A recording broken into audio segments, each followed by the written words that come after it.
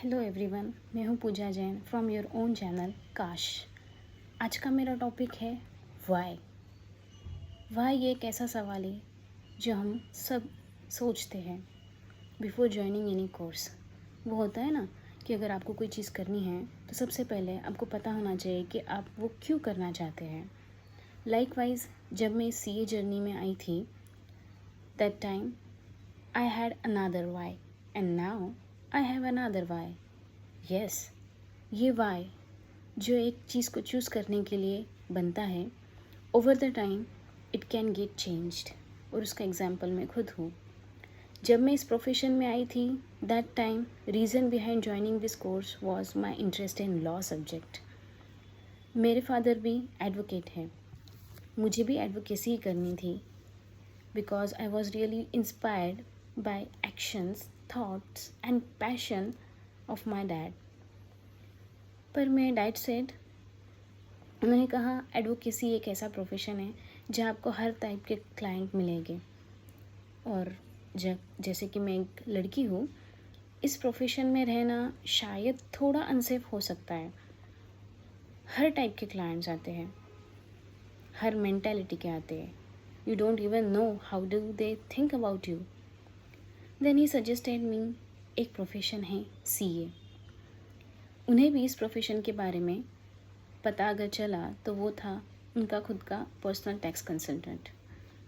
वो एक दिन मुझे उनके पास ले गए, उनके साथ हमने कन्वर्सेशन किया, उन्होंने मुझे समझाया सीए क्या होता है। टिल देन मुझे सीए के बारे में कुछ पता ही नहीं था। देन फाइनली मुझे पता चला कि इस कोर्स में कौन से सब्जेक्ट होते हैं। And at the first entry level in CPT itself I saw one subject, law. Finally मुझे मिल गया। लॉ तो मुझे पढ़ना था, एडवोकेसी नहीं, सीपीटी ही सही, सीए कोर्स ही सही। And I was very excited. Then I started my CPT classes के एक्सपीरियंस बहुत ही ज़्यादा अच्छे थे मेरे। एट दैट टाइम मैंने अपने क्लासेस सीपीटी जो किए हैं यहाँ छत्रपति संभाजी नगर, जिसे पहले औरंगाबाद नाम से जाना जाता था, यहाँ पे एक पांडेस प्रोफेशनल एकेडमी थी, मैंने वहीं सीखी है।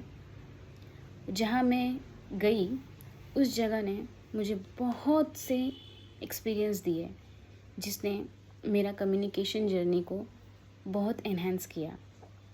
पहले पब्लिकली जाना, लोगों से बात करना, लोगों के डाउट्स क्लियर करना, ये सब कुछ मुझे नहीं आता था। ये सब कुछ मैंने सीपीटी से ही सीखा।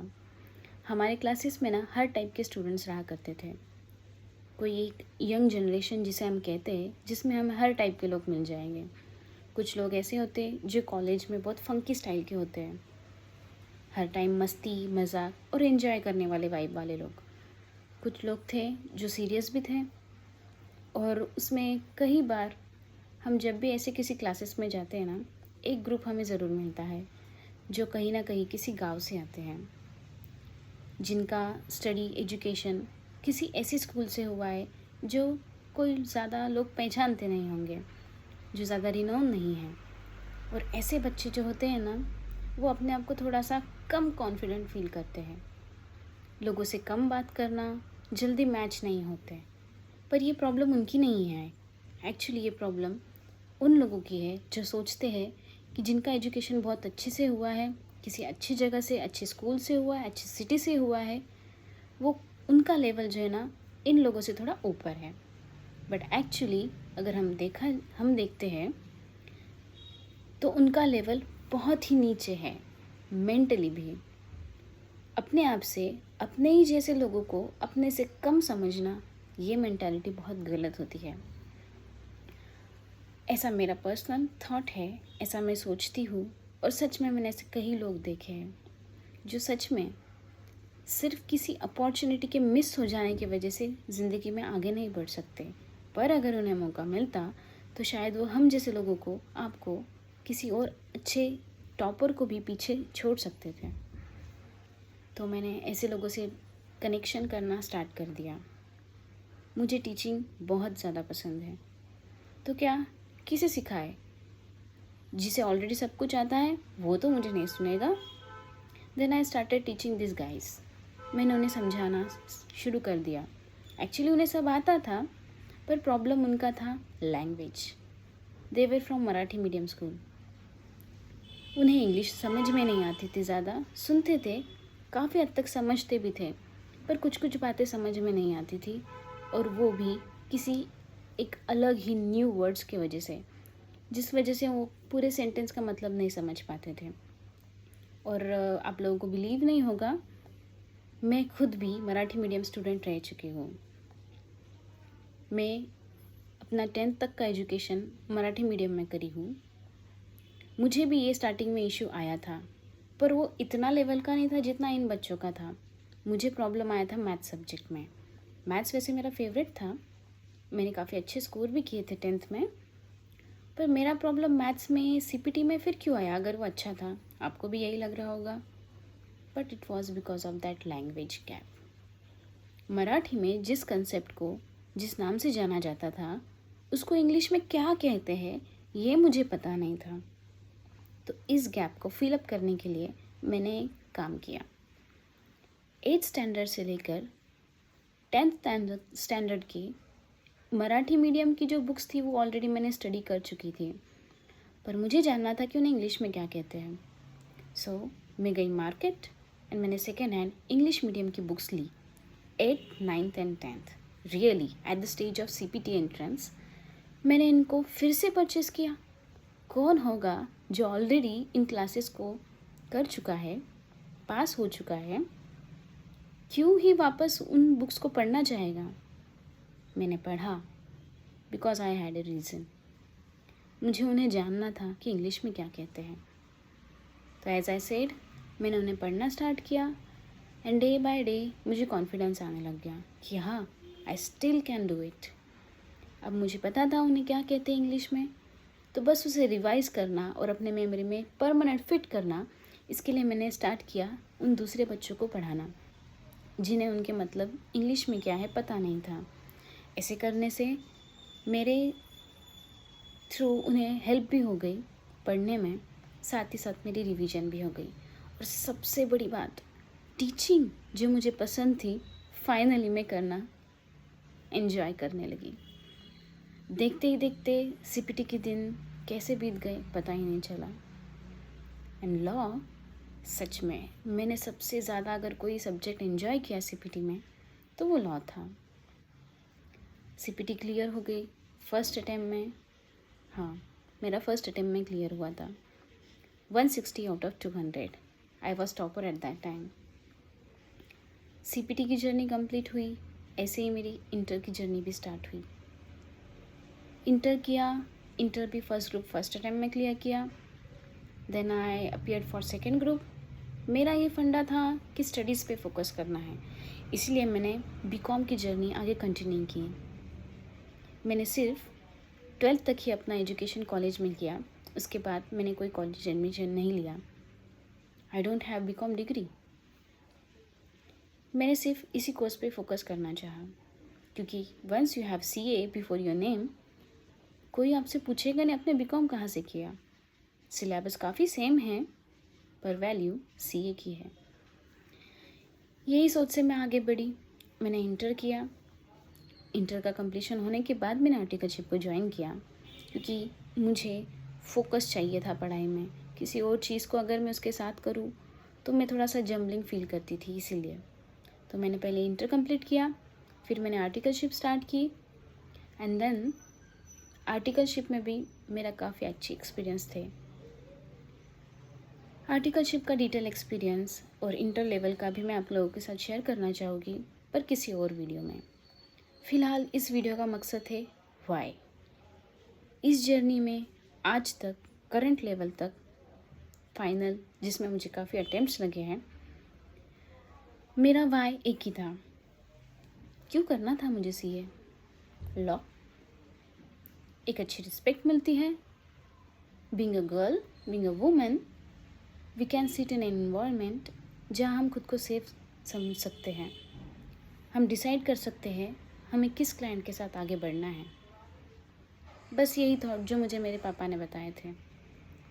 Actually somewhere within me I really didn't have this why. मुझे पता ही नहीं था कि जिसे मैं वाई का आंसर समझ रही थी, वो मेरा रियल वाई था ही नहीं। काफ़ी अटेम्प्ट्स होने के बाद अब मुझे मेरा वाई समझा, and that too at day 2 of Yugantar 2026 after hearing Bhanwar Burana sir. मैंने सोचा, मैंने देखा अंकिता पाटनी मैम को भी देखा डे 1 पे। सर भी आए थे, स्वप्निल पाटनी सर, और वो अपने मदर और अपने डॉटर के साथ भी आए थे। वो स्टेज पे गए, उन्होंने बहुत प्राउडली अपने डॉटर और मदर को स्टेज पर बुलाया और उन्होंने उनके साथ फ़ोटो ली। और जो उन्होंने कहा ना, दैट स्ट्रक माई माइंड। उन्होंने कहा कि इस प्रोफेशन की वजह से आज मैं इतना प्राउड फील कर रहा हूँ और इतनी भीड़ में मैं लेक्चर दे रहा हूँ, लोगों को स्पीच दे रहा हूँ, और इस चीज़ को देखने के लिए 2 जनरेशन हैं यहाँ पे, एक मेरे पहले वाली और एक मेरी आगे वाली, मेरी मदर एंड माई डॉटर। उन्होंने बहुत ही करेज के साथ एक चीज़ एक्सेप्ट की इतने पब्लिक में। उन्होंने कहा उनकी माँ 10th फेल थी। इमेजिन गाइस, अपनी माँ जब देखती है कि उनके बच्चे इस लेवल तक आए हैं जहाँ पूरी दुनिया उन्हें रिकग्नाइज़ करती है, कितना प्राउड फील होता होगा उन मदर को। और उनके बच्चे जब छोटे छोटे हैं, वो देख सकते हैं अपने माँ बाप को इस तरह एक्सेल करते हुए, इतना रिनोन फैकल्टी बनते हुए, कितनी इंस्पायर्ड होती होंगी जियाना भी। लाइकवाइज आई थॉट मेरी भी एक बेटी है। I am mother of 2. My first child is girl child, she is 10 year old and second one is boy 5 year old. अभी तो मेरा बेटा छोटा है, उसे नहीं पता कि मैं क्या कर रही हूँ, बट हाँ, मेरी बेटी वो समझती है, वो जानती है मैं सीए की पढ़ाई कर रही हूँ, और काफ़ी सालों से वो मुझे देख रही है इस एग्ज़ाम्स के अटैम्प्ट देते हुए। ये बात अलग है कि उसने मुझे कभी पूछा नहीं कि मम्मा आपका रिज़ल्ट क्या आया है, और शायद मुझ में आज तक इतनी हिम्मत ही नहीं हुई कि मैं उससे ये बात कन्फेस कर सकूं कि जो एग्ज़ाम्स मैं इतने सालों से दे रही हूँ मैं उसमें क्लियर नहीं हुई, because of some reason I didn't clear. पर हाँ, मैं चाहती हूँ जियाना की तरह ही मेरे बच्चे भी मुझसे इंस्पायर हो। एक ऐसी स्टोरी मैं बनाना चाहूँगी जिससे मेरे बच्चे इंस्पायर हो, जो अपनी ज़िंदगी में कुछ सीखें। मैं ये नहीं चाहती कि मेरे बच्चे भी सीए ही करें। If they want they can, पर it's totally up to their choice. पर एक चीज़ है जो उन्हें सीखनी चाहिए कि फेलियर का सामना करते आना चाहिए। लाइफ में हर किसी न किसी फेज़ में हमें फेलियर को देखना पड़ता है, पर मैटर ये करता है कि हम उस फेलियर के साथ आगे कैसे बढ़ते हैं, हम उस प्रॉब्लम को सॉल्व करने के लिए किस अप्रोच को अपनाते हैं। प्रॉब्लम्स हर सिचुएशन में आएगी, बट मैटर ये करता है आप उन प्रॉब्लम्स के ऊपर फोकस करके रोते बैठते हो, या every time you try to find solution, a better way to get out of that situation. और इसी से हमें बहुत कुछ सीखने के लिए मिलता है। एक ट्रायल एंड एरर वाली फेज़ हम जिसे कह सकते हैं, जिसमें हम जान सकते हैं क्या करने का कंसिक्वेंस क्या होगा, नॉट लॉजिकली ऑल्सो, बट उसका इफ़ेक्ट हमारे फैमिली, हमारे रिलेशन और हमारे हेल्थ पे क्या होगा। ये सब कुछ चीज़ें हम जब तक नहीं करेंगे तब तक हमें नहीं पता चलती है। Likewise now I find my why really from with in.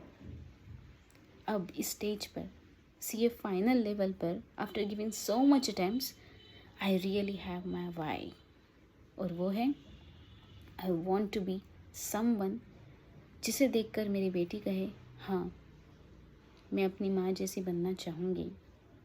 I am not saying she should say I want to be a CA like my mother. मैं कहना चाहूँगी कि मेरी तरह ही अगर वो किसी भी लाइफ के फेस में अटकी पड़ी रहे ना, तो उससे बाहर निकल का मोटिवेशन खुद में ढूंढे, ना कि बाहर। उसका एग्जाम्पल मैं बनना चाहूँगी। मैं चाहूँगी कि मैं अपनी बेटी तक अपना इस मैसेज को कन्वे कर पाऊँ। शायद आज इसकी इम्पोर्टेंस वो ना समझ सके। कहते हैं ना, समय से पहले अगर कोई एडवाइस हम किसी को देते हैं तो उसकी वैल्यू से समझेगी नहीं, और समझ के बाद, समय होने के बाद अगर हम उसे उस चीज़ का रास्ता बताएंगे कि यार तूने ऐसा नहीं ऐसे करना चाहिए था, तो वो कहेगा कहाँ था तू फिर तब, पहले क्यों नहीं बताया यार, तेरी वजह से मेरा इतना नुकसान हो गया, अगर तूने पहले कहा होता तो शायद मैं ऐसा नहीं करता, तो शायद मेरा भी काम बन जाता। But it's not possible every time कि कभी किसी की लाइफ में कोई सिचुएशन आए, कोई प्रॉब्लम आए और हम उसी समय वहीं पर हो और उन्हें हम वो एडवाइस दें। काफ़ी टाइम अगर ऐसे सिचुएशन में हम उन्हें एडवाइस दे भी देते हैं तो लोग एक्सेप्ट नहीं करते हैं। लोग चाहते नहीं कि हम किसी और के एडवाइस पर चलकर अपने ज़िंदगी की राह चुनें। वो खुद एक्सपीरियंस करते, ठोकर खाते, तब जाके उन्हें पता चलता है कि उन्हें क्या करना चाहिए था और क्या नहीं करना चाहिए था। लाइकवाइज मैं भी चाहूँगी कि मेरे बच्चे भी ज़िंदगी की इस हर एक फेस से निकले, और तब मैं अपनी इन बातों को उन तक पहुँचाना चाहूँगी कि हाँ, ऐसी भी बातें होती है हमारी ज़िंदगी में कि हर सिचुएशन से हम कुछ ना कुछ सीख सकते हैं। बस वो सीखने की मेंटालिटी डेवलप होनी चाहिए। आई डोंट नो कि मैं कितने साल जीऊँगी। हम वेरी लकी है कि हम अपने मदर फादर को आज भी देख सकते हैं, बट इसके बाद का भविष्य कैसा होगा ये हमें किसी को नहीं पता। हम कितने साल जिएंगे, क्या हम अपने बच्चों को यंगस्टर्स होते हुए देख पाएंगे या नहीं, डोंट नो। क्या पता हम कल का दिन देखें या ना देखें। अगर हम ना रहे बाय चांस और ऐसे स्टेज में हमारे बच्चे आए तो क्या हम होंगे उनसे बात करने के लिए? नहीं। तो फिर हम कैसे बताएं उन्हें? भूत तो नहीं बन सकते उन्हें मिलने आने के लिए, पता नहीं बनेंगे भी या नहीं, या हमें मुक्ति मिलेगी ये भी नहीं पता। पर सच में सोचने वाली बात है कि हम हमारे बच्चों तक ये मैसेजेस कैसे कन्वे करेंगे। आज अगर हम इतनी बड़ी बड़ी बातें इतने छोटे छोटे बच्चों को सिखाएंगे तो उन्हें ये बड़े बड़े लेक्चर्स की तरह लगेंगे। उन्हें लगेगा क्या यार मम्मी आप हमेशा कुछ भी कहते रहते हो, कुछ भी बातें कहते रहते हो, मुझे समझ में नहीं आता, मुझे उसमें कोई इंटरेस्ट नहीं। लाइकवाइज जैसे हमारे मदर फादर हमेशा हमें लेक्चर देते थे, तुम्हें कोई इम्पोर्टेंस नहीं है टाइम की, तुम्हें जब जाके बाहर पैसा कमाना पड़ेगा तब पता चलेगा, जब ऐसा हो जाएगा तब पता चलेगा कि मैं हमेशा क्या बोलता था क्या नहीं बोलता था। तब सच में बहुत गुस्सा आता था। पर आज जब प्रैक्टिकली हम इन सिचुएशन को फेस कर रहे हैं तब हमें उनके वर्ड्स याद आ रहे हैं। मैं भी बताना चाहती हूँ अपने बच्चों को इन चीज़ों की इम्पोर्टेंस, पर ऐसे नहीं कि आज मैं उसे बता दूँ उसे उस चीज़ का गुस्सा है। पर मैं चाहूँगी इस यूट्यूब जर्नी के ज़रिए मैं ऐसे एक्सपीरियंसेस को सेव करके रखूँ, ना कि सिर्फ अपने बच्चों के लिए बल्कि आपके बच्चों के लिए भी। Maybe you are married और नॉट, पर सम हाउ सम डे कभी ना कभी तो आपके भी बच्चे होंगे। फ्यूचर का तो पता नहीं, पर शायद आज भी मेरे जैसे कई और लोग हैं जिन्हें मैं इंस्पायर करना चाहूँगी ऐसी ऑनलाइन सोशल प्लेटफॉर्म्स को ज्वाइन करने के लिए और अपने एक्सपीरियंसेस को रिकॉर्ड करने के लिए। आपके बच्चे जब तक बड़े होंगे उन तक ये मैसेजेस पहुँचेंगे। हो सकता है उसके पहले कई लोगों तक ऐसे मैसेजेस पहुँचे और उन्हें भी उनका वे आउट मिल जाए, शायद उन्हें भी उनका वाई मिल जाए। इसी तरह आज का वीडियो मैं यही ख़त्म करना चाहूँगी। जैसे मैंने अपना वाई पहचाना, मैं चाहूँगी आपको भी आपका वाई जल्दी मिले। एंड डोंट बी स्कैर्ड अगर आपका वाई का रीज़न बदल भी जाए, बट वॉट मैटर्स इज़ वो वाई का रीज़न आपको कितना इग्नाइट करता है जीवन में आगे बढ़ने के लिए। Thank you. If you find this video if you find this video is meaningful and giving something to someone, please like and share it. Thank you.